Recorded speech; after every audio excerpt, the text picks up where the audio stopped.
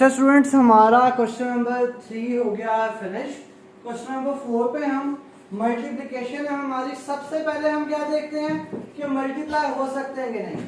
इसके कॉलम, इसकी रोज, इसके कितने कॉलम है? दो। इसकी कितनी रोज है? दो। ये मल्टीप्लाई हो सकते हैं। तो आगे अब हम इसको शॉर्ट करते रहेंगे। मल्टीप्लिकेशन हम अपनी इसको इसके साथ करेंगे। 2 multiply by 2 4 plus 3 multiply by 3 6 3 multiply by 3 9 फिर 2 multiply by -1 -2 plus 3 multiply by 0 0। Second row पहला column 1 multiply by 2 2 plus 1 multiply by 3 3। फिर दूसरी रो दूसरा column 1 multiply by -1 plus 1 multiply by 0 0।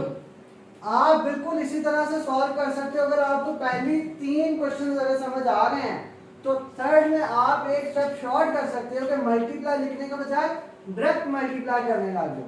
0 multiply by 2 0 plus आता -2 multiply by 3 -6।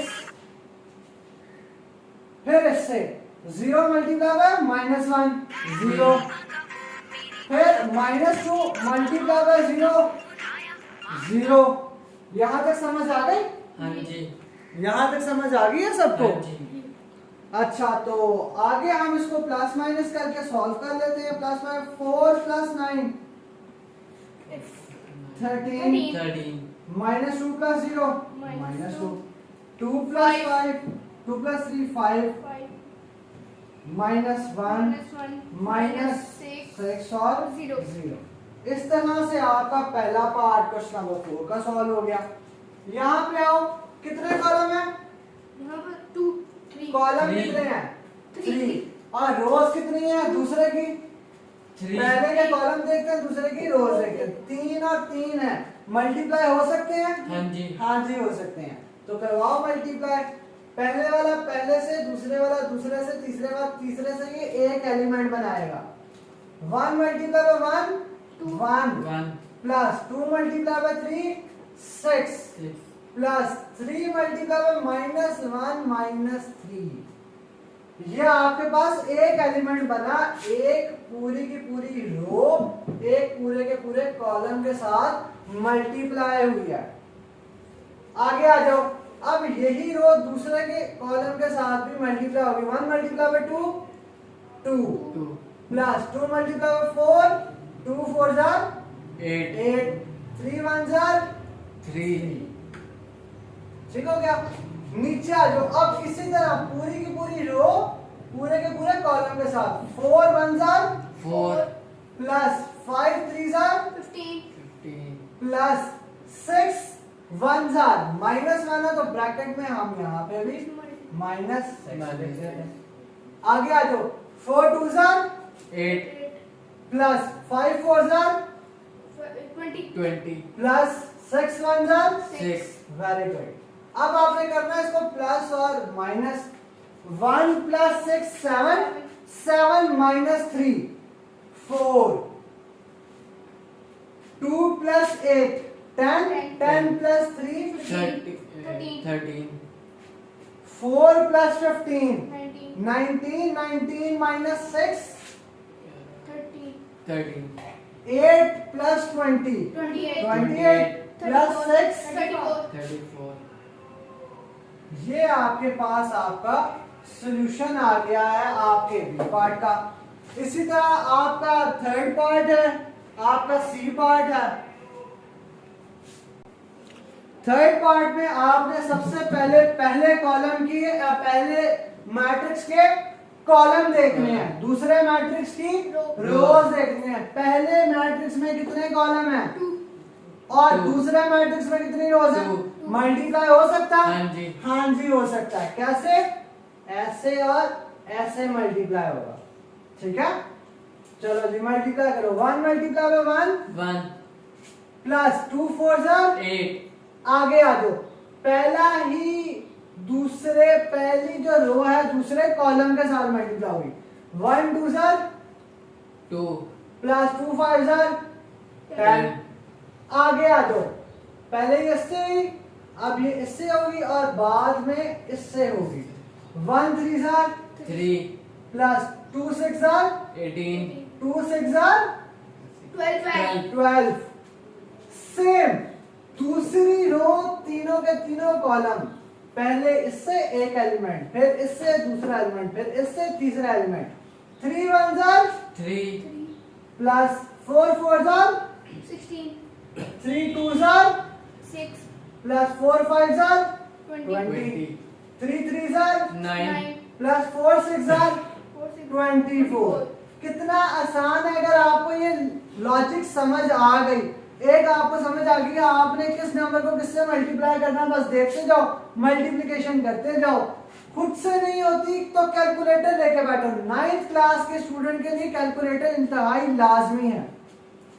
-1 multiply by 1 -1, -1 multiply by 1 -1।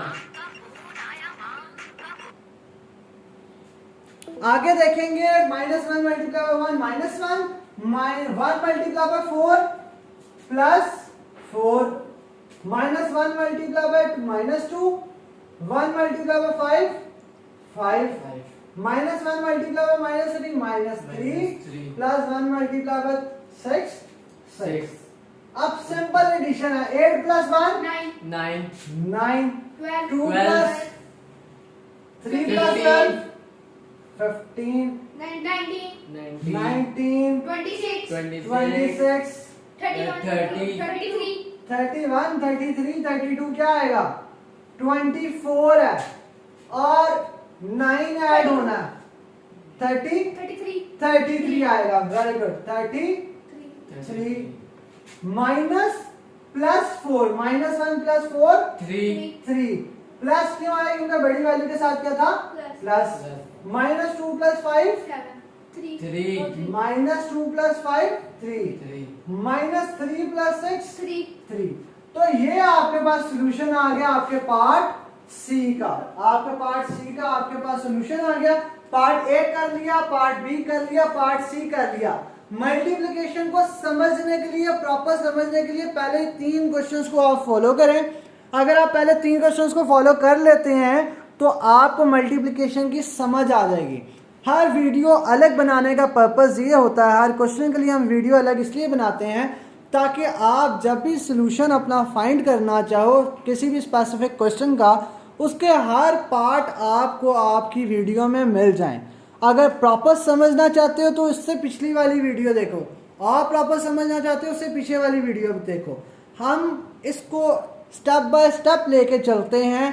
पहले हम इसको detail से समझते हैं और फिर नेक्स्ट स्टेप पे आते हैं कि हम इसको डायरेक्ट अगर सॉल्व करना चाहें या एक स्टेप दरमियान से ड्रॉप करना चाहें तो कैसे कर सकते हैं।